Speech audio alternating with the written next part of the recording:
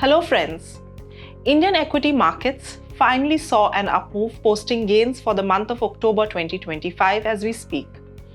As on October 28th, the large cap Nifty index was up 5.4%, while the mid cap and small cap indices were up 5.7 and 4.8% respectively.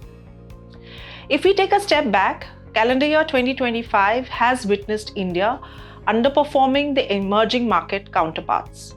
In fact, in the global context, the US market has consistently outperformed the rest of the world over the last decade, and now the top 10 US companies dominate global equity market cap.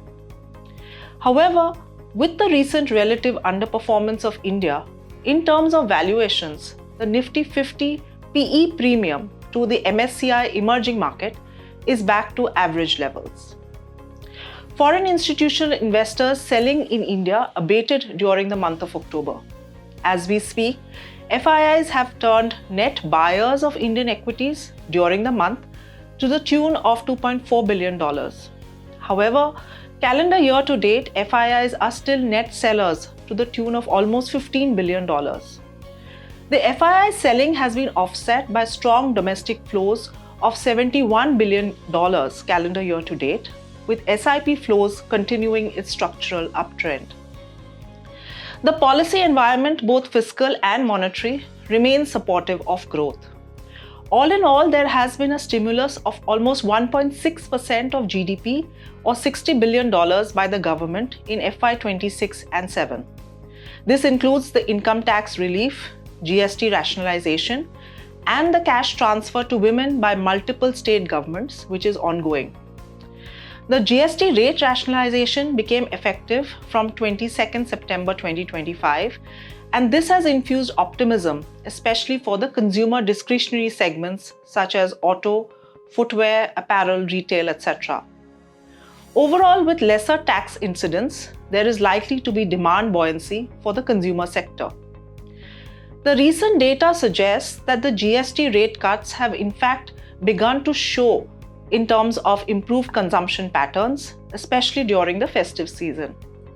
India's high-frequency economic indicators have also shown a pickup in activity after a subdued August. October and festive data is mostly positive, with strong auto sales numbers.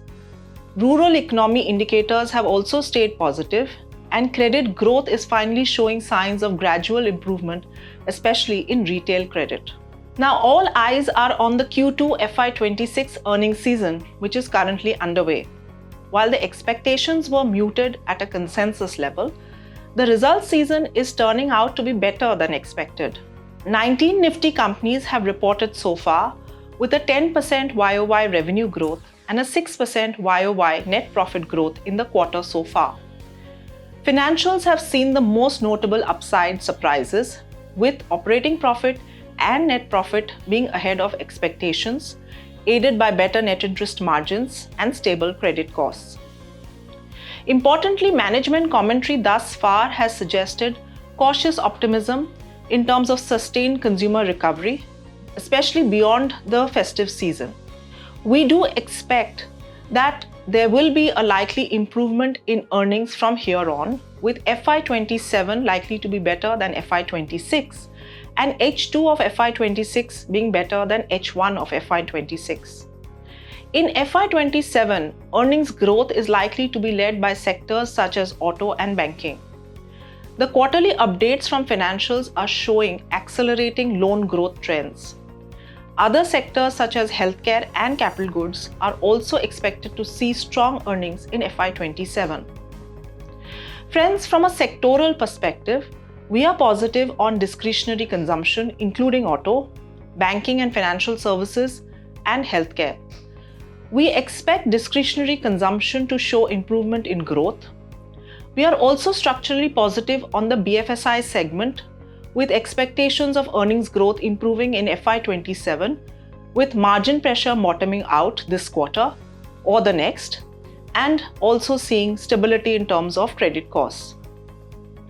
Now coming to valuations.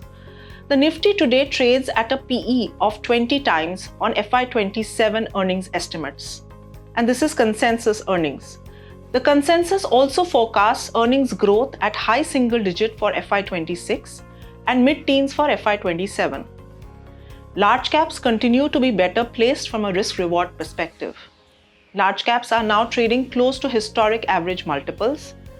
Mid-caps trade at marginally higher valuations than history, but also see higher earnings growth, and hence one needs to be bottom-up in this segment. Small-cap valuations remain elevated relative to history.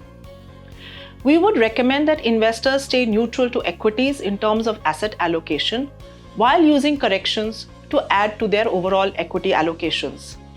We continue to believe that India remains an attractive investment destination as a structural opportunity for Indian equities remains intact.